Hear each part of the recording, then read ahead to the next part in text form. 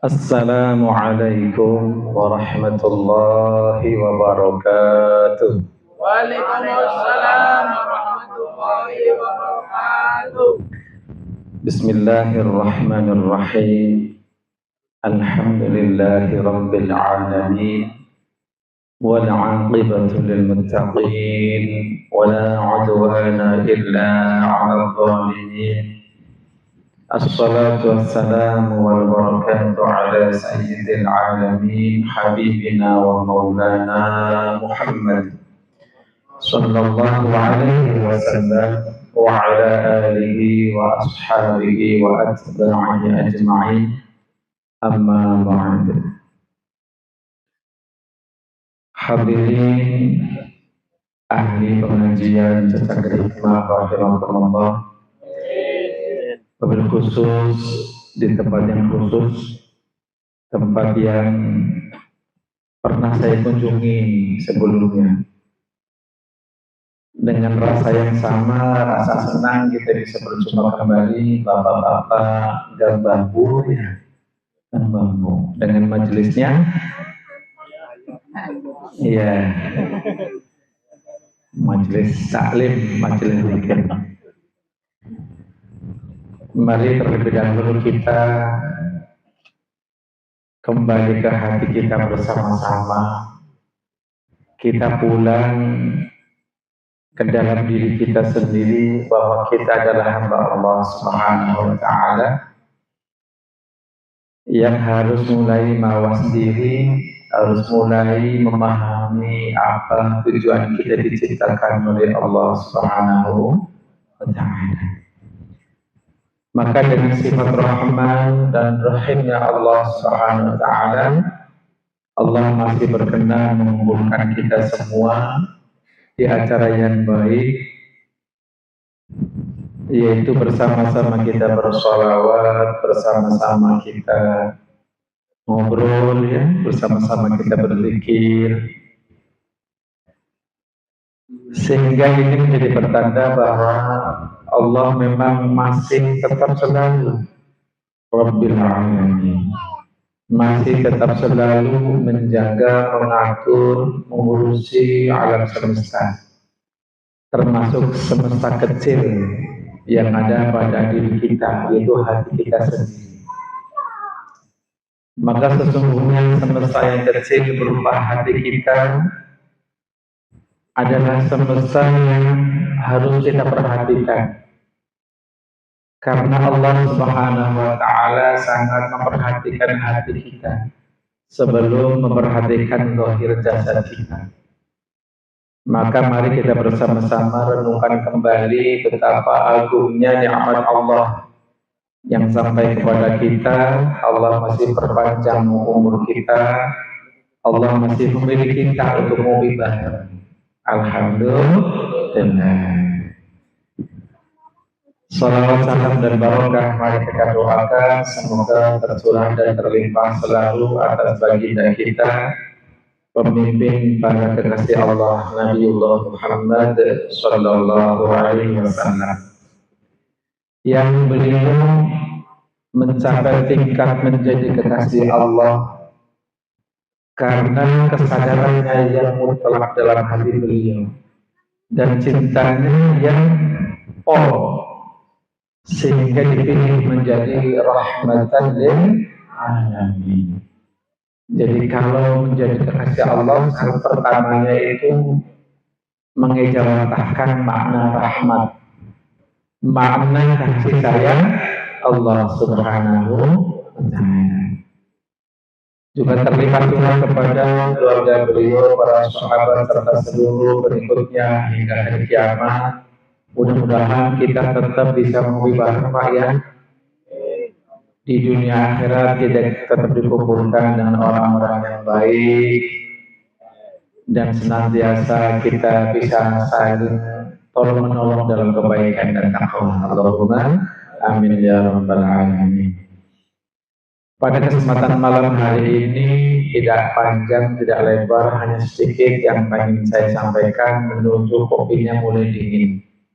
Jadi kalau udah dingin, taktiknya agak berbeda. Alhamdulillah aja. Kalau masih hangat, ini nggak usah lama-lama ya. Intinya Allah Subhanahu wa taala mukawwil lail wan nahar. Allah memutar siang ke malam, malam ke siang dan seterusnya sampailah kita pada awal tahun baru 1448 Hijriah. Di mana tahun yang kita tahu macam-macam Pak ya.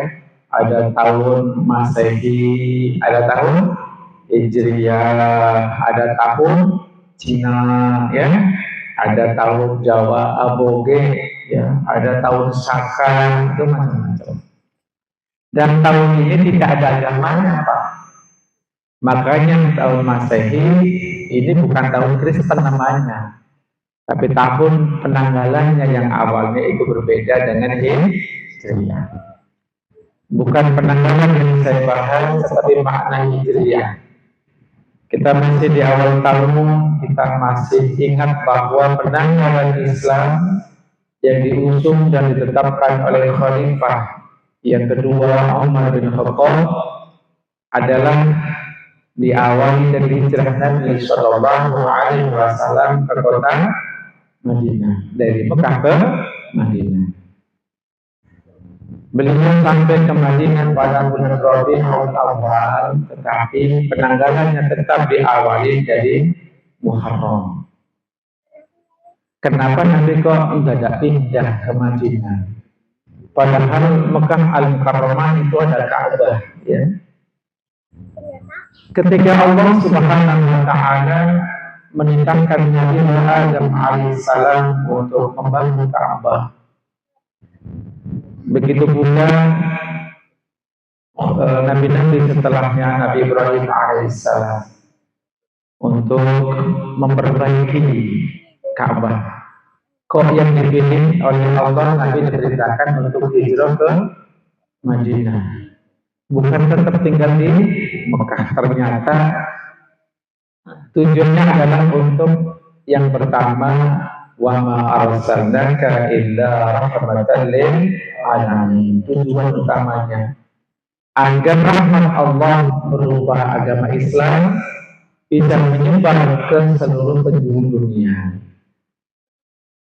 Niatnya apa Nabi hijrah? Niatnya adalah mentaati perintah Allah, mengejawantahkan makna rahmat Allah untuk alam semesta. Maka yang kita lakukan pada malam hari ini khususnya bagi yang telat, yang pertama kita niatkan tahun baru ini kita niat lebih dekat dengan Allah Subhanahu wa taala, lebih mengenal, lebih asing kepada sesama makhluk Allah Subhanahu wa taala. Kita meniru konsep rahmatan lil alamin yang diberikan oleh Allah kepada baginda kita Nabi Muhammad sallallahu alaihi wasallam. Dimanapun, kapanpun berusaha menjadi rahmat bagi alam semesta. Coba kopi Pak masih panas atau udah dingin Pak? Kalau udah dingin, stop ya, ngajinya ya, kesian. Ya. Oh, duduk mana nih? Baik, masih siap? Lanjut. Baik. Maka kita perlu melaksanakan hijrah. Sebagaimana Nabi Sallallahu Alaihi Wasallam berhijrah dari Mekah Al-Mukarramah ke Madinah Al-Munawwarah, saat itu bukan Madinah namanya. Maka setidaknya ada hijrah yang perlu kita perhatikan dalam diri kita, Pak. Ada 5. Malam ini saya sebutkan satu aja ya, karena sudah mulai dingin, takutnya kopinya dingin.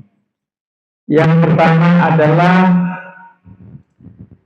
hijrah ragawi, hijrah jasadiyah, hijrah rogo. Apa? Hijrah rogo, campuran bahasa Arab dan bahasa Jawa. Ini ada orang Jawa di sini? Ada orang Indonesia? Oh banyak. Pertama adalah hijrah jasadiyah, hijrah jasadnya. Apa maknanya? Berpindah dari dia orang yang tidak menggunakan jasa dianya untuk mengabdi kepada Allah dan menyayangi sesama, menjadi orang yang bangkit, berpindah menjadi orang yang raganya dia gunakan untuk taat mengabdi kepada Allah Subhanahu wa Ta'ala. Itu hijrah ragawi. Hijrah jasa tidak hijrah roh. Paham Pak ya? Ya. Kenapa kita perlu hijrah? Karena kita dihidupkan oleh Allah. Agar makna hidup jasad ini harus barokah, harus manfaat, maka perlu kita hijrah dari yang datang ke masjid yang masbuk, rakaat yang terakhir minimal masuk rakaat yang pertama. Kalau bisa berusaha terus agar menjadi orang yang pertama kali menyalakan lampu masjid. Bismillah, yuangel rasanya. Belajar, ya, belajar bertahap. Yang pertama hijrah ragawi. Yang kedua namanya hijrah nafsiyah, hijrah hawa nafsu, hijrah kerso, hijrah keinginan. Paham lagi? Hijrah hati sebelum hijrah roh sebelum hati, yaitu sebuah potensi hawa nafsu yang diberikan oleh Allah yang dalam kaitan jasadiah seperti api yang akan bermanfaat untuk mengembangkan keinginan-keinginan Anda. Maka perlu kita menghijrahkan rasa kita yang berupa nafsu tersebut dari nafsu yang amarah, nafsu yang menyuruh kepada keburukan, kerusakan, malas ibadah, ya, malas untuk membuka hati menerima nasihat, menjadi punya rasa berkembang baik menjadi nafsu mutmainnah, nafsu yang tenang, nafsu yang ingin nyaman selalu dekat dengan Allah dan mengasihi sesama makhluk Allah. Hijrah yang kedua, hijrah nafsu, ya, atau hijrah kerso. Udah cukup ya hijrahnya? Coba cek lagi kopinya masih hangat. Jangan pura-pura nih. Bilangnya masih padahal udah adem ya. Yang ketiga namanya hijrah akliyah. Hijrah akliyah, hijrah akal kita. Akal berfungsi untuk diantaranya bisa menerima ilmu. Makanya yang mau ngaji bangsa manusia, kebun, ayam nggak mau ngaji. Kalau ada manusia yang nggak mau ngaji, maka hijrahnya belum benar. Karena belum hijrah akliyah, belum hijrah akalnya. Kira-kira tersinggung apa saya bilang begini Pak? Tersinggung, alhamdulillah. Maka kita gunakan akal kita menyerap ilmu pengetahuan, terus kita tambah. Kalau sudah banyak, sudah baik, ilmu pengetahuannya sudah bersih, maka akan bisa namanya menentukan. Hanya orang yang berilmu yang bisa menentukan yang tahu ini benar, ini salah. Itu ya akal kita. Kemudian udah cukup Pak? Oh belum? Masih kurang baik piwe. Yang keberapa sekarang? Keempat. Namanya hijrah qalbiyah. Hijrah apa? Qalbiyah.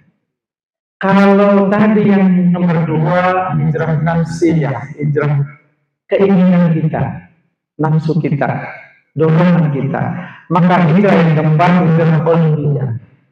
Hati fungsinya merasa, yaitu punya feeling, punya teposolino, kasih sayang dan sebagainya.